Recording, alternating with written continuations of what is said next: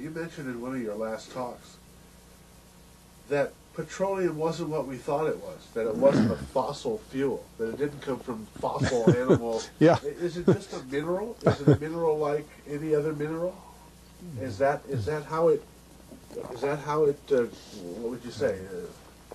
How did it, what's the origin of You see, petroleum? when they first found petroleum, because they were beginning to make motors and needed on axles or wheels on railroad trains and all that sort of thing, and remember, trains started in the beginning of the 19th century, then oil went from just a lubricant to a fuel, and it made it valuable. And Rockefeller happened to be the smartest man in the business at the time, but he made most of his money, or much of it, off the transport of the petroleum as well as selling it.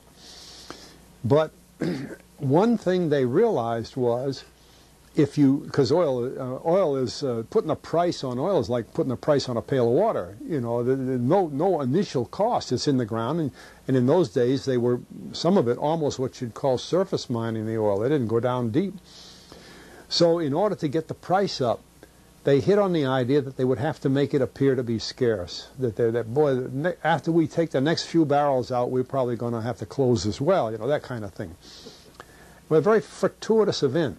In 1892, there was a convention in Geneva of scientists to determine what organic substances are. Well, the definition of organic is a substance with hydrogen, oxygen, and carbon. And so it's usually a living substance, a tree. You analyze a dead tree, hydrogen, carbon, and oxygen, and grass and so on, living things. Animals, we are hydrogen, oxygen, and carbon. So at this Geneva Convention, Rockefeller took advantage of sending some scientists over who said, oil, petroleum, is hydrogen, oxygen, and carbon. Therefore, it must be derived from the spoiling, the rotting of formerly living matter. And playing the game properly, when this scientific convention was over, they defined oil as the residue from formerly living matter. Well, that makes it a fossil fuel. I don't know why they decided to use the word fossil, but it says formerly living matter, it's fossil. Well, of course, today, and another thing we should know is that there has never been a fossil, a real fossil, found below 16,000 feet. And you can't argue at 16,000 there's a level line, because someplace the ground sinks and so on. But 16 is what the scientists say, 16,000. We mine oil, or we drill for oil, at 30,000, 33,000, 28,000 every day of the week. So right there we rule it out that it isn't fossil fuel. It's called fossil fuel for the minds of the public to feel that it is an asset that is running out, being depleted. We talk about depletion allowance, which is a lot of, you know. And actually, if you know the world's oil supply, you know that it is not going to run out for an awfully long time. It is the second most prevalent liquid on Earth. And we haven't begun to dig. Well, with all that background, you see, the people in charge of the petroleum business, for perfectly reasonable business things, like any other man in a business, wants to keep his price as high as he can get away with. And the way to do is just say, well, there's no more. The last barrel is going to cost $1,000, and then it's all done. And they preach that stuff. What bothers me is that in geology books, it's in there. The geologists say it's a fossil fuel.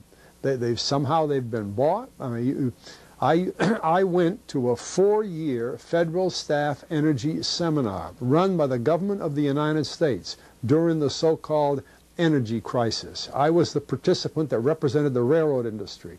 The airline industry was there. Every AA, administrative assistant of senators and congressmen, was there. The CIA was there, the Defense Department was there, the State Department was there. Sometimes sitting right in front of me in the row would be Henry Kissinger with his friend, the head of Department of Defense, It's too bad I can't put the names with them. But anyway, people like that, top men in the government, sitting there listening to the Federal Staff Energy Seminar. Well, what this was doing is for 4 years, they were teaching a propaganda line to the leading people in this country, and therefore to the leading people in the world, when you include the Schlesingers, Kissinger and Schlesinger, among others. And the object of it was, as Kissinger used in his own terms when it was time for him to speak, to create a world price for oil. In other words, not 30 cents a gallon here and 90 cents a gallon there, but let's get a world price. That's their goal, and they're trying to do that for wheat and everything else. We don't realize what the controls are, whether it's oil or some of these other things. Almost everything today is being categorized at the highest price they can possibly make it go. And so calling petroleum a fossil fuel is the basis for this system with respect to petroleum. And I don't know if the name Arthur Kantrowitz rings any bell. Arthur Kantrowitz is the head of the Kantrowitz Labs set up by the Avco company near Boston, scientific laboratories. And a great man in the scientific world. And Kantrowitz and I were sitting at a table at this seminar once, and the table happened to be all young college grad, PhD geologists. And so just to get a conversation started, I turned to Kantrowitz and I said, Arthur, what do you think about this foolishness of these speakers talking about fossil fuel? And it was kind of put up. He started laughing. He said, you know, that gets me. He says, I don't have a geology degree, but he had 1,000 other degrees. And he said, I don't understand. He said, you'd think that these heads, these other fellows at the table, we did it on purpose, start listening, you know.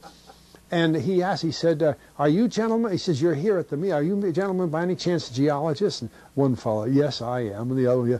He said, well, why don't you tell me? He said, why is oil, you know, and he went on like that. We brought the house down because nobody could argue with Kantrowitz. He like Einstein. People aren't going to, and he told him right there, he said, just drop it. But it's in all the books and in all the papers. But it started from that strange meeting in 1892, a scientific convention. I have a big, thick scientific encyclopedia put out by the D. Van Oosteren Company that's about 15 years old now, but it has the whole story of the conference. It doesn't have the Rockefeller part, but it has the whole story of how they straightened out organic chemicals and how it was all figured, and they've got petroleum right in there. Amazing. Amazing. So these aren't accidental things, you see. There's a dollar sign behind almost everything.